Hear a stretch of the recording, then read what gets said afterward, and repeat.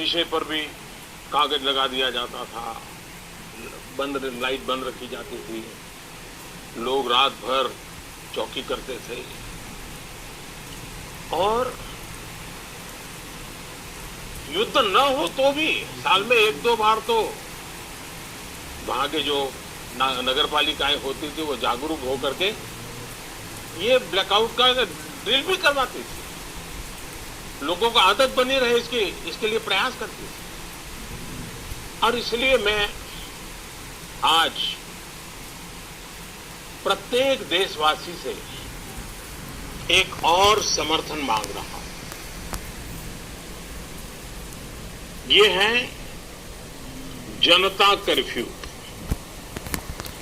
जनता curfew यानी जनता के लिए, जनता द्वारा खुद पर लगाया गया कर्फ्यू। इस रविवार यानी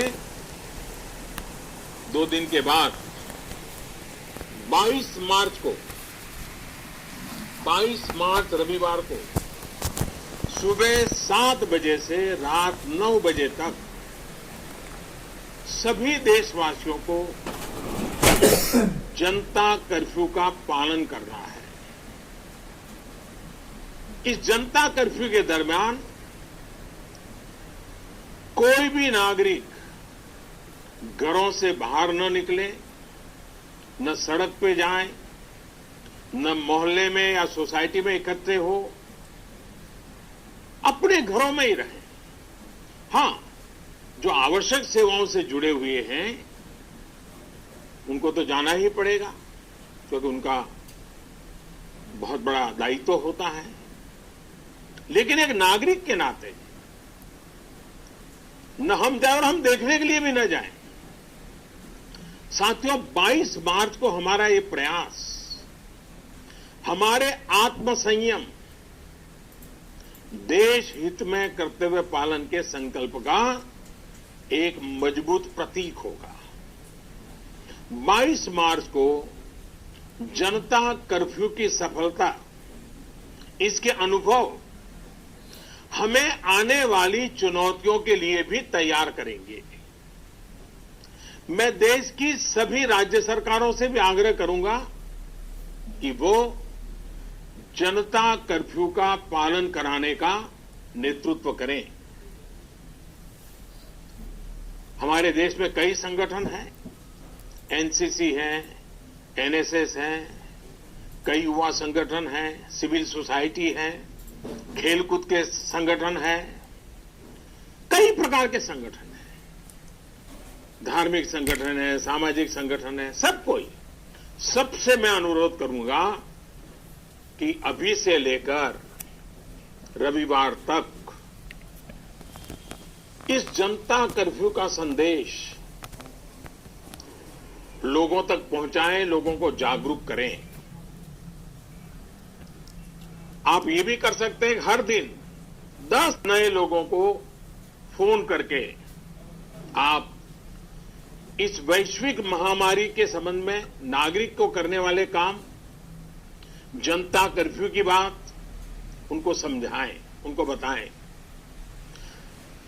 मेरे प्यारे देशवासियों, ये जनता कर्फ्यू एक प्रकार से हमारे लिए, भारत के लिए एक कसौटी की तरह होगा। ये कोरोना जैसी वैश्विक महामारी के खिलाफ लड़ाई के लिए भारत कितना तैयार है, ये देखने और परखने का भी समय है। आपके इन प्रयासों के बीच जनता कर्फ्यू के दिन 22 मार्च को, रविवार को ही, मैं आपसे एक और सहयोग चाहता हूं। साथियों, पिछले 2 महीनों से लाखों लोग अस्पतालों में, एयरपोर्ट पर, दफ्तरों में, शहर की गलियों में दिन रात काम में जुटे हुए हैं। चाहे डॉक्टर हो, नर्सिस हो, हॉस्पिटल का स्टाफ हो, सफाई करने वाले हमारे भाई बहन हो, एयरलाइंस के कर्मचारी हो, सरकारी कर्मचारी हो, पुलिसकर्मी हो, मीडिया कर्मी हो, रेलवे, बस, ऑटो रिक्शा की सुविधा से जुड़े लोग हो, होम डिलीवरी करने वाले लोग हो, ये लोग अपनी परवाह न करते हुए दूसरों की सेवा में लगे हुए हैं। आज की परिस्थितियां देखें तो ये सेवाएं सामान्य नहीं कही जा सकती। आज खुद भी इनके संक्रमित होने का पूरा खतरा मोल लेते हैं। बावजूद इसके ये अपना कर्तव्य भी निभा रहे हैं, हर किसी की सेवा करने का प्रयास कर रहे हैं। ये अपने आप में राष्ट्र रक्षक की तरह कोरोना महामारी और हमारे बीच में एक शक्ति बनकर के खड़े हैं। देश ऐसे सब छोटे बड़े व्यक्तियों का, संगठनों का कृतज्ञ है। मैं चाहता हूं कि 22 मार्च रविवार के दिन हम ऐसे सभी लोगों को धन्यवाद अर्पित करें और धन्यवाद अर्पित करने का तरीका भी देश के एक एक व्यक्ति को जोड़ सकता है। रविवार को यानी जनता कर्फ्यू के दिन शाम को ठीक 5 बजे हम अपने घर के दरवाजे पर खड़े होकर या बालकनी में या खिड़कियों के सामने खड़े होकर 5 मिनट तक रविवार को शाम को 5 बजे 5 मिनट तक ऐसे लोगों का आभार व्यक्त करें। और आभार कैसे व्यक्त करेंगे? ताली बजा करके, थाली बजा करके, घंटी बजा करके हम उनके प्रति अपनी कृतज्ञता व्यक्त करें, उनका हौसला बढ़ाएं, उनको सैल्यूट करें। पूरे देश के स्थानीय प्रशासन से भी मेरा आग्रह है कि 22 मार्च को 5 बजे सायरन की आवाज से इसकी सूचना लोगों तक पहुंचाएं। सेवा परमो धर्म के हमारे संस्कारों को मानने वाले ऐसे देशवासियों के लिए हमें पूरी श्रद्धा के साथ अपने भाव व्यक्त करने चाहिए। साथियों, संकट के इस समय में आपको ये भी ध्यान रखना है कि हमारी आवश्यक सेवाओं पर, हमारे हॉस्पिटलों पर दबाव बढ़ना नहीं चाहिए, ताकि हमारी हॉस्पिटल की व्यवस्थाओं को, हमारे डॉक्टरों को, हमारे पैरामेडिकल स्टाफ को इस महामारी के लिए प्राथमिकता देने की सुविधा बने।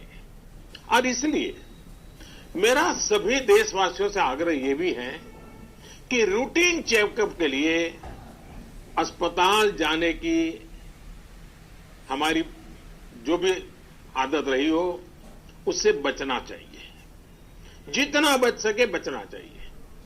आपको बहुत जरूरी लग रहा हो तो अपनी जान पहचान वाले डॉक्टर, आपके फैमिली डॉक्टर या अपने रिश्तेदारी में जो डॉक्टर हो उनसे फोन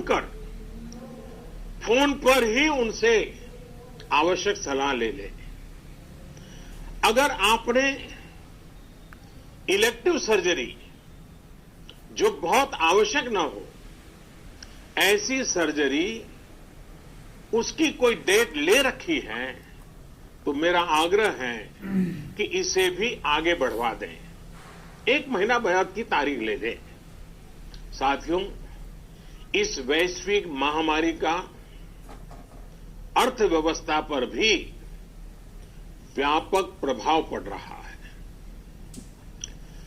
कोरोना महामारी से उत्पन्न हो रही आर्थिक चुनौतियों को ध्यान में रखते हुए सरकार ने भारत सरकार के वित्त मंत्री के नेतृत्व में, फाइनेंस मिनिस्टर के नेतृत्व में सरकार ने एक कोविड-19 इकोनॉमिक रिस्पांस टास्क फोर्स इसके गठन का फैसला लिया है। ये टास्क फोर्स सारे स्टेक होल्डर से नियमित संपर्क में रहते हुए, फीडबैक लेते हुए, हर परिस्थिति का आकलन करते हुए निकट भविष्य में फैसले लेगी। ये टास्क फोर्स ये भी सुनिश्चित करेगी कि आर्थिक मुश्किलों को कम करने के लिए जितने भी कदम उठाए जाएं, उन पर प्रभावी रूप से अमल हो। निश्चित तौर पर ये महामारी ने देश के मध्यम वर्ग